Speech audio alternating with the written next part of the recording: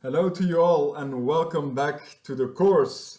So now we've learned what critical thinking is and we've learned how to think critically. But there's one important question that we should still answer, and that is, why should we think critically in the first place? What is the importance of critical thinking? And before I give you my answer, I would like you to reflect on two questions. The first is, are there beneficial illusions according to you? So do we sometimes benefit from irrationality? And the second one is, wherein lies the importance of rationality according to you? What is the main importance of critical thinking? So I suggest you briefly pause the recording and reflect on these questions. Now, on the first question, are there beneficial illusions? I think many people will argue that there are.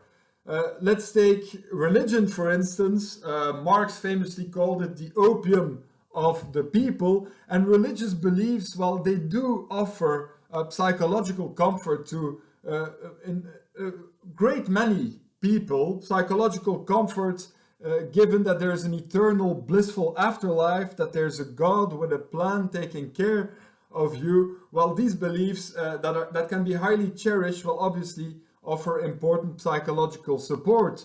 And in a totally different kind of realm, domain of irrationality, if you will, we can argue that there's nothing wrong with placebo treatments such as homeopathy and so forth. It makes people feel better. So where's the harm, and who are we to take these beliefs from them?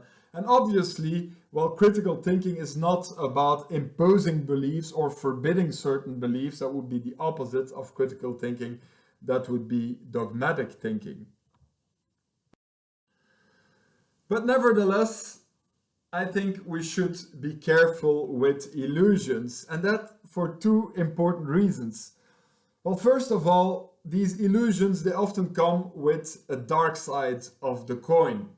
Now take homeopathy. Well, when we test homeopathic pills or treatments through the rigorous scientific protocol, which you now all know, with randomized double-blind trials with control group, well, we see that they are not effective above the placebo effect. But as I said, well, there's nothing wrong with the placebo effect. Well, if it's just used to support general health or to cure minor afflictions, there's no harm being done there. But often it doesn't stop there. Now, today we have homeopathic pills that supposedly protect against malaria. They don't. And also people go to these alternative kinds of treatment for more serious and deadly diseases. Now they stop being innocent there because human lives are at stake.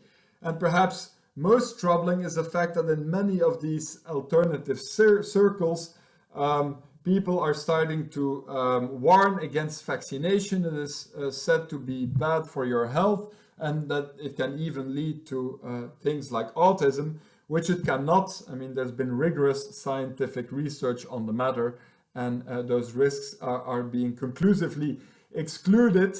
But still, these stories remain, and obviously there they stop being innocent because, again, many human lives are at stake, the lives of unvaccinated children, and the whole of society is being put at risk because this invites the return of deadly diseases.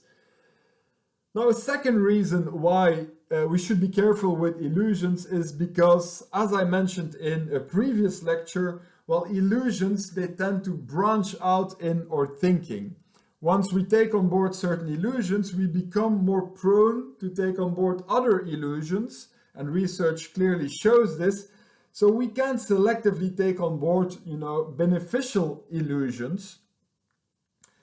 And so we might very well be opening the door to more harmful illusions as well. So I think we should be careful there. But much more important than the impact of irrationality on our own lives is, I believe, the impact of irrationality on the world. Now, there are many of the major world problems that can be interpreted, looked at through the lens of critical thinking. And the first one is war or warfare. Now, warfare is obviously the outcome of our social psychological nature, which is this kind of tribalistic nature. We've covered the in-group, out-group bias, and obviously that has a major role to play in armed conflicts between groups. But it is also fueled by another bias. And I've got two little clips prepared for you. The first one is on Hitler declaring war against the USA. You just have to watch the first minute or two of the YouTube link, and you, as you know, you can find those links in the PowerPoint slides on Canvas.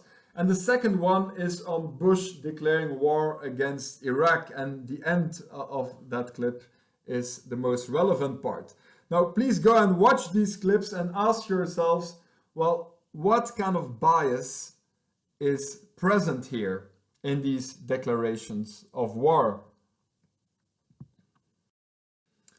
And hopefully you've come up with the answer that both cases show strong overconfidence. Both declarations of war show strong overconfidence.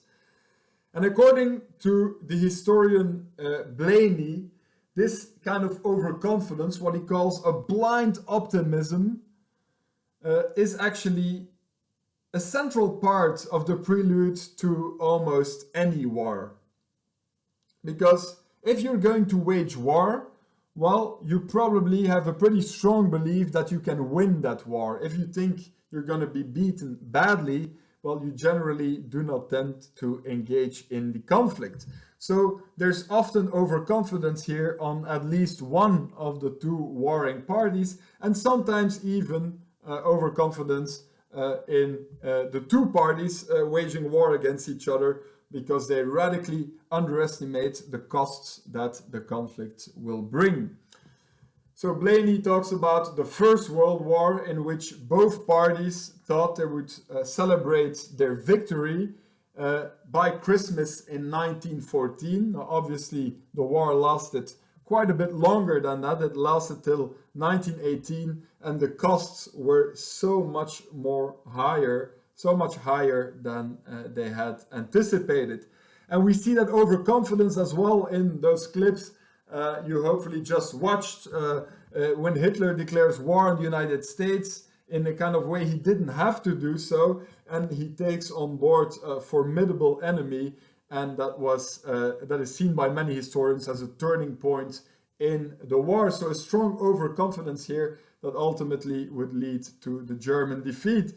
And then also this overconfidence by Bush in his declaration of war, not so much about the military power of the United States. Well, they obviously had a much bigger and stronger army than the Iraqi army, but about how the events would turn out and how the aftermath would be of that military intervention. He's promising stability in the region, the end of terrorism in the West, all things we know with hindsight, obviously, that haven't happened. So strong overconfidence at that moment. And interestingly, according to political scientist Dominic Johnson, democracies, this is one of the central reasons why democracies wage less war than regimes that are dictatorial or authoritarian, where a few or one person call all the shots. And obviously there are a number of reasons why this is the case, not in the least the fact that in democracies, when the power is in the hands of people, well, the people themselves will often not be very willing to send off their sons and daughters to the slaughter, and so perhaps might be less inclined to wage war. They tend to be also wealthier nations, and there's also a negative correlation there with warfare. But importantly, according to Dominic Johnson, this is also due because in democracies you have public debates preceding important decisions like waging war, And these public debates, well, they are able to somehow contain or counteract the overconfidence bias of a few or of one leader. So it's that public debate, that exchange of ideas, as we said, that protects against this overconfidence bias, and that might also explain why nations, why governments that have these debates, typically democratic governments, are less likely to wage war. And these positive illusions, overconfidence, and also the illusion of control that kind of follows from it, the idea that we can control what's going to happen and that we have a good grasp on the outcome of events, well, they also wreak havoc in the financial world, a completely different context here, but similarly badly affected by these positive illusions. And I've got a little clip prepared for you as well there on the financial crisis of 2007 and 2008. So please go and watch it. Now, if you've watched the clip, well, it should be clear that there was much overconfidence going on. First of all, the bankers, first in the US, giving all these subprime mortgage loans to people who couldn't repay their debts. And then secondly, perhaps even more importantly, when they started selling those collateralized debt obligations to all kinds of investors and then even to other banks in Europe and so forth, well, the ones who bought these collateralized debt obligations with potentially great upside, but with major risk and a very poor understanding of that risk, were obviously also very overconfident. And as we all know, given the integration of the global economy, the risk-taking that happened all over the world brought down the world economy for a few years. So major impact of overconfidence in the financial world. And interestingly, this overconfidence in a financial context is also brought about by other biases. And one of these other biases that play an important role here when we're talking about risk-taking by investors is hyperactive pattern detection. Now, as it turns out, it is impossible to predict what the markets will do.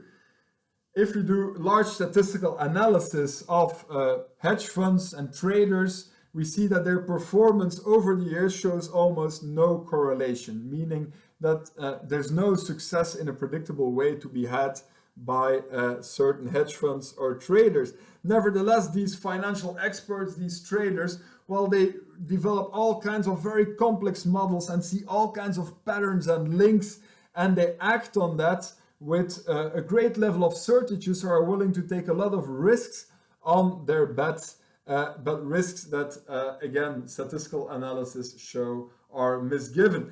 As Burton Malkiel puts it pretty strongly, a blindfolded monkey throwing darts at the newspaper's financial pages could select a portfolio that would do just as well as one carefully selected by experts. The only thing you'd need for the monkey to do is throw enough darts so he would have a pretty diversified portfolio. But despite the fact that there's no possibility to predict markets, predict market movements, and make gains, make lots of profit based on these predictions, well, many of those traders are still in the illusion that they can, to a certain extent, predict the market, and they take a lot of risk because they suffer from that belief. And that is also brought about by another bias, the fact that we radically underestimate luck, this kind of chance blindness, and you could say to a certain extent as well, the availability bias, because we hear so much more of successful hedge funds, successful traders who are sometimes very successful for several years in a row. We easily think that the success is brought by insight, and we see there the proof that you can indeed beat the market, as they call it, and make enormous profits on predicting market movements. But again, we radically underestimate the factor luck in these success stories, and we haven't heard or haven't read about all these failed hedge funds and failed investment enterprises. Now on to a very different domain of irrationality, a domain that is traditionally considered as a very beneficial domain, and that is religion. Now, according to Napoleon, for every for every church you would build, you could close a prison. And George Washington, the first president of the United States, well, said something similar. He thought that religion and morality are the pillars of human society, that without it, society would badly disintegrate and chaos would erupt. And many people still think that religion is the kind of foundation for morality. Interestingly, in the Bible Belt, the very religious states of the United States, was the southern states of the United States, well, it turns out that atheists, people who confess not to believe in any God, well, that they are the least trusted minority. They're even less trusted than Muslims, and this after 9/11.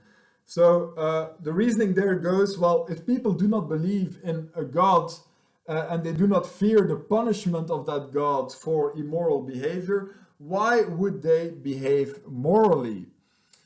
So religion is very much seen as what imposes morality on people, and is therefore seen as a key, institution in human society. And now that we've talked about the cognitive foundations of religion, well, as you may realize, it is clear that religion and the emergence of supernatural beliefs, that has nothing to do with morality. We've talked about hyperactive agency detection, intuitive dualism, a preference for teleological, goal-oriented explanations.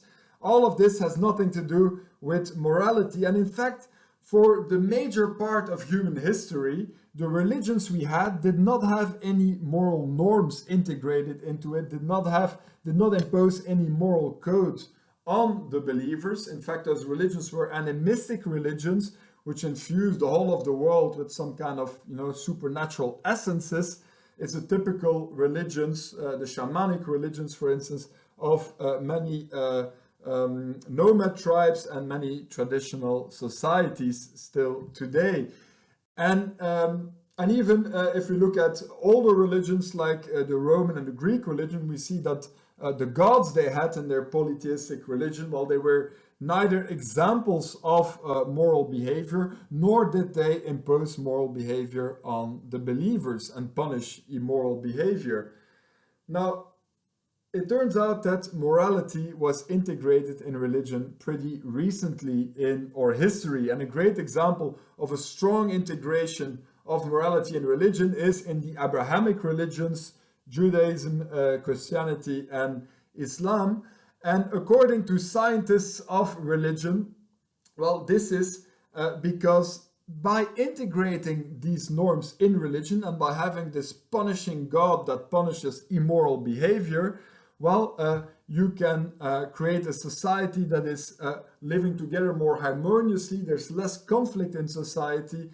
People abide by the important rules better if you do so. So groups having these religions, according to these religious scientists and cultural scientists in general, well, they had an advantage over groups who didn't have any of these rules. They cooperated better, they lived in larger groups in a more harmonious way.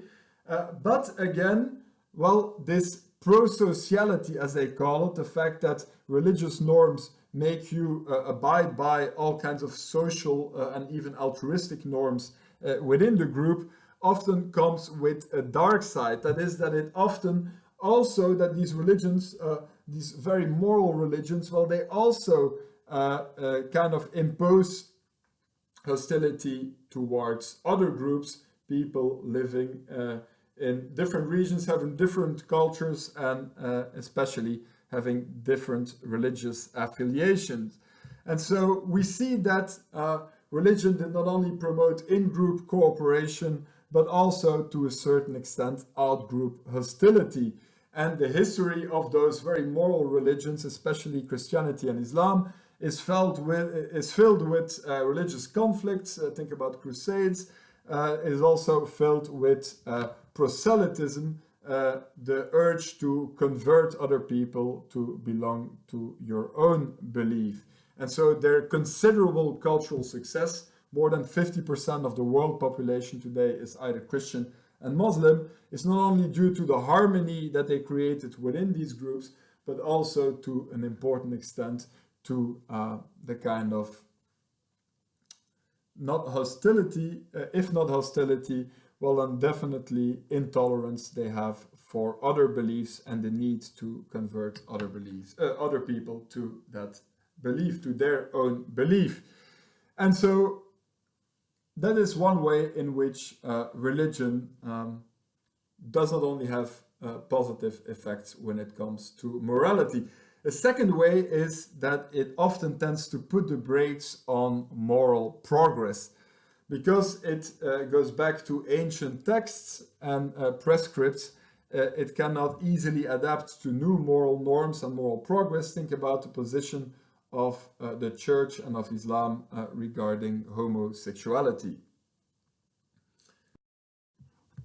So where does moral progress come from? Well, the perhaps surprising answer is that it comes from critical reflection, that it comes from critical thinking. Now, this may be surprising because critical thinking and rationality obviously has nothing to do with morality. It's amoral, meaning it's neither moral or immoral. And some would even say that in lacking empathy and other moral emotions and inclinations, while rationality leads to immoral behavior. Think about the ruthless Homo economicus, only considering his own profit and willing to make other people suffer from that. Or perhaps more extremely, think about what is often called as like the cool evil rationality of Nazism in the extermination of Jews and gypsies and homosexuals for that matter. Now, according to Peter Singer, a very influential and important moral philosopher, and many other moral philosophers, however, reason and reasoning processes have a very important effect on morality and the moral norms we abide by. And Singer calls this the escalator effect of reason on morality. And what he means by that is that when we start reasoning about morality, about moral norms, about moral actions, about the values we have as a society, and so forth, well, we quickly get to the kind of moral norms and the kind of moral behavior that is pretty far removed from our intuitive morality.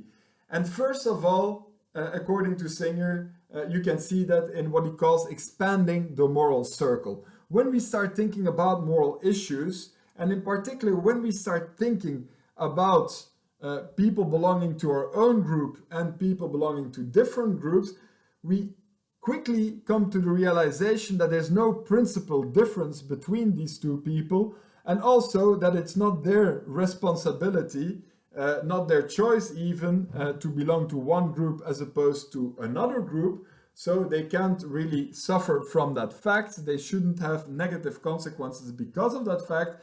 And so people predictably start expanding their moral circles. And Singer points out that this has happened throughout history. When people started reasoning about morality, well, we see that they expand their moral circles. A second important way in which there's moral progress through critical thinking, and that the moral status quo is kind of challenged, is because reasoning can help us question certain types of moral aversions. And a good example of that is homosexuality. Now, for the most part of the history of the world, and especially the West, but other regions as well, people had this kind of aversion to homosexuality.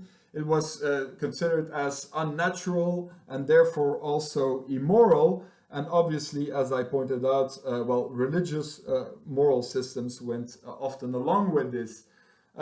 but this was challenged for the first time in the West by a moral philosopher named Jeremy Bentham. Now, Bentham didn't challenge this negative perception and this forbidding of homosexual behavior because of emotional reasons. He wasn't homosexual himself, but the reason why he challenged it was just because he rationally reflected on the practice, and he predictably came to the conclusion that there's no harm being done here when it is consensual, obviously, and forbidding it and punishing homosexual behavior actually causes a lot of suffering in society. So he went against, the moral norms of his society by arguing that homosexuality should be allowed and that we should no longer consider it as a moral wrong. So by reasoning, by having rational thinking, reflection on certain kind of practices and certain kind of norms, we can rid ourselves of those kind of moral norms, moral aversions that cause a lot of suffering and harm in society. And so we effectuate moral progress. Because our moral nature, the moral intuitions we have, well, much as the cognitive intuitions we've talked about for such a long time, the intuitions about system one, all those heuristics, well, much like any feature of human beings and any other organism for that matter, well, they have been shaped by that process of natural selection. And natural selection has shaped our moral intuitions to enable us to work really well together inside of our own groups, to live harmoniously in close-knit, culturally homogeneous groups, the way we lived for the major part of our history as biologically modern human beings. But it also created more negative, at least more suspicious and even sometimes hostile dispositions towards members of other groups, towards rivaling tribes. And this is, of course, the important in-group, out-group bias that makes this the case.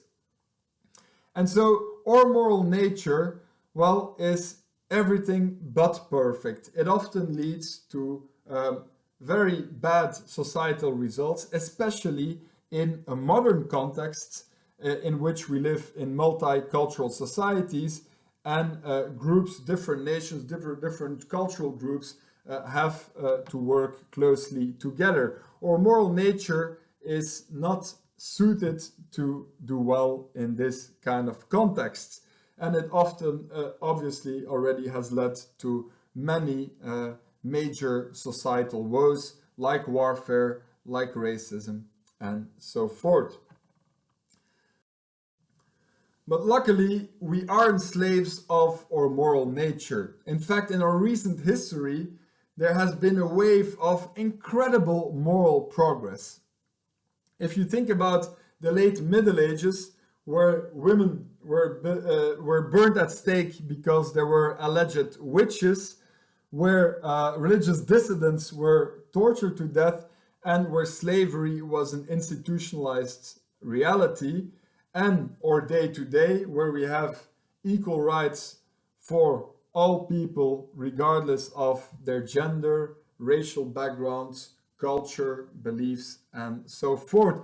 I think we can all agree that we've made tremendous moral progress, and that it is much nicer to live in our society today than it was in Western societies and other societies, let's say 4 or 5 centuries ago. And so we must ask ourselves, well, what has changed? Now, obviously, our moral dispositions or intuitions or moral nature, well, didn't change. We didn't suddenly overnight become more altruistically disposed, more nicer than our recent ancestors. You know that biological evolution doesn't work that quickly. It needs much more time to effectuate changes. So it's not anything that has to do with our psychological features, But as you can guess, as I already pointed out, it has everything to do with critical thinking.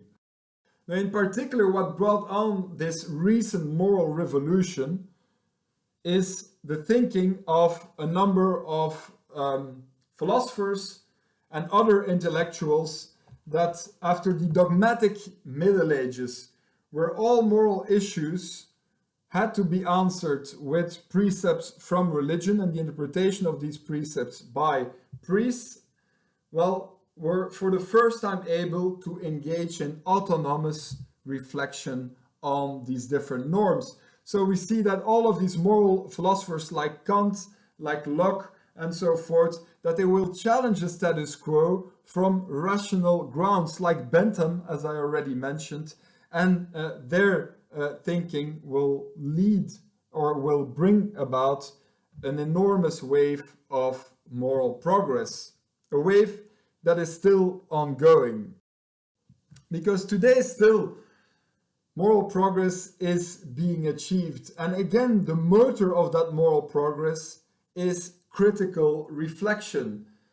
Think about animal rights, a hot topic these days. Well, more and more thinkers are arguing that we should include animals in our moral circles, that we should take into account the interest and the welfare, the well-being, of animals. And obviously they do not do so because of some kind of emotional, empathic association with these animals. Why this might help, a few cute animals like the dolphin or the cuddly panda bear, that won't help many other species which are for some reason aesthetically less appealing to humans. Well, obviously, if you think it through, they shouldn't pay the price for being less appealing to human aesthetic norms. So the way they argue, for a moral revolution in terms of animal rights, is based on research on animal cognition, the ability of animals to suffer, and so forth. And this is how they challenge the status quo today. A prominent figure in that respect is Peter Singer, which I mentioned earlier. And so it is very much critical thinking that has been and that remains the motor of true moral progress in societies. But even more than just bringing about moral progress, which in itself is obviously already huge, critical thinking can be linked to progress in general. Now, in the West, in Europe, you have two defining moments in which critical thinking really rose to prominence. And the first time that happened, that was in the ancient Greek civilization, where for the first time people no longer interpreted the world based on mythological and religious stories, but started to think autonomously about the world. Philosophy was born, and from the birth of philosophy, well, we see that two important things happen.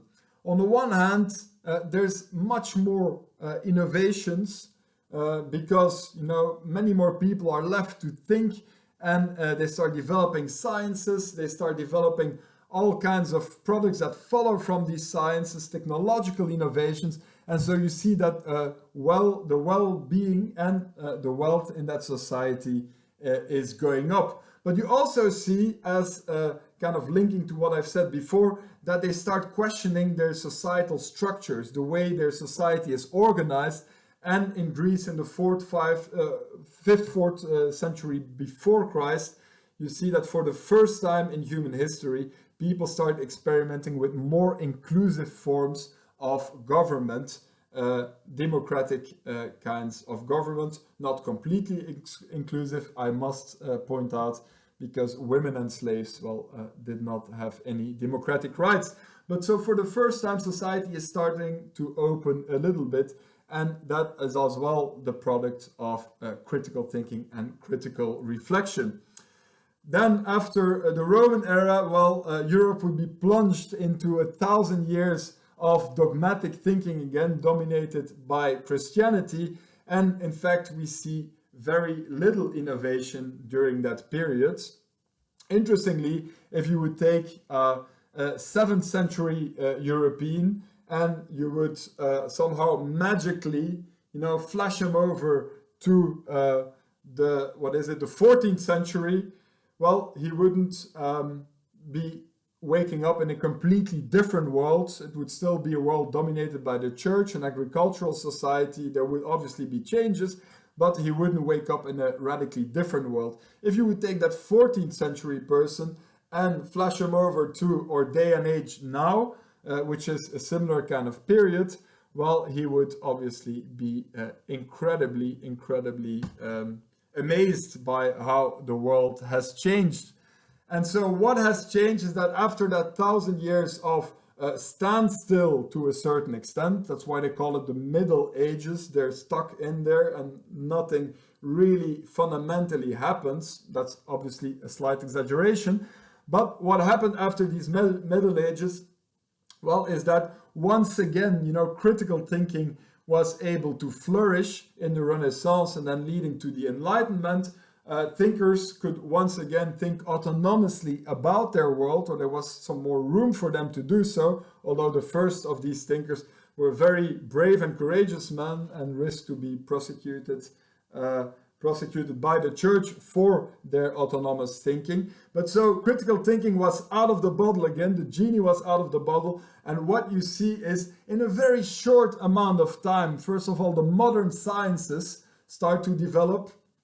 The modern sciences, which would lead to all of these incredible technological innovations that have followed from it. And again, also societal structures and governance is being questioned. And we have a tendency towards more open societies, more democratic societies with key happenings such as the French Revolution, the American Declaration of Independence, in which they explicitly state that all people have equal rights and that these rights are inalienable. So radical revolutions, both in our knowledge on the world, all of the technological innovations that follow it from it, massively increasing, the wealth of our societies and also changing the societal structures. I think it's no exaggeration to say that what we have today, and we live by far in the best period ever in the history of humanity if it comes to wealth, life expectancy, but also the freedoms we enjoy, we all owe to this flourishing, the second flourishing of critical thinking after the dogmatic Middle Ages. And we'll need this critical thinking still today to tackle our major challenges. For the first time in human history, we possess the arms technology to wipe ourselves off the face of this planet, and with us many other species. Pretty daunting for a species that is so common at warfare. Also, for the first time in history, we must interact closely and cooperate closely with people, nations, groups at the other side of the planet. Think about the world economy, but also think about this major challenge that awaits us, the challenge of dealing with climate change. Now, according to certain kind of cultural pessimists, we are not suited to deal with these problems, and we've entered the last tragic phase of the human experiment, if you will. According to other more optimistically inclined people, and I count myself among them, well, necessity is the mother of invention, and will be able to tackle these problems. But one thing is sure, whether the pessimists are right or the optimists are right will mostly depend on the answer to one question, and that is, will critical thinking prevail, or will we succumb to irrationality in all its forms and with all the connected dangers? And for those interested in these global problems and the need for global cooperation and the way we can get to that global cooperation, as you can probably make out, I'm pretty passionate about this. I've written a book about that. Sadly enough, for some of you, it is in Dutch. It's called The Tweede Vervreemding, the Second Alienation. and it deals with the prospect of global cooperation. To the non-Dutch speaking, well, I hope to get an English translation out at some point, but not yet, sadly enough. And so the last thing I want to convey here is that critical thinking is an ongoing battle. Critical thinking, as we have seen, is not a spontaneous way of thinking. In fact, a spontaneous way of thinking predictably leads to all kinds of reasoning errors and forms of irrationality, which, as we have now seen, can lead to major societal woes. And so it is very much our responsibility as critical thinkers to not only safeguard that critical thinking and all the products, the great breakthroughs that arose through critical thinking, but also make sure that it doesn't wane and that, as has happened before, we revert back to a more dogmatic age in which critical thinking is subdued. And then a final thing I want to convey, because I think this is very important as a misgiving by some people, is that critical thinking is no mere Western way of thinking. It has been developed in other cultures independently. In fact, it's the only common language, it's the only common currency we have. Religious and dogmatic beliefs vary wildly over different kind of cultures, but the laws of logic and argumentation are the same everywhere. So if we have one common human language, it is the language of critical thinking. And it is precisely that language that we're going to need to address our societal problems and to ensure a better future for all. That is, according to me at least, the importance of critical thinking. And now, as usual, the short summary of what we've covered today. And again, I advise you to kind of pause the recording and try to come up with the answers yourself. So first of all, what is the impact of irrationality on the world? Well, positive illusions, mostly overconfidence, can lead to war, can lead to financial crisis with all of the bad consequences that follow from that. Religion, while increasing in-group harmony and cooperation, can and has in the past often led to group conflict and can function as a brake on moral progress. What leads to moral progress? Well, critical, rational thinking. And why, importantly, is that the case? Remember Peter Singer. Well, by reflecting on norms and practices, we tend to expand our moral circle and rid ourselves of unfounded intuitive aversions. We've already made a lot of progress in our past, and it is, I believe, critical thinking that hopefully will continue this positive trend in the future. That's it for this week. Next time we'll talk about, or for this clip, whenever you watch it, next time we'll be talking about science. We'll be connecting all of this information we've seen about critical thinking, about these biases, to reflect on the scientific methodology, to reflect on the difference, demarcation between science and pseudoscience, and also to think about the importance of science. Thank you.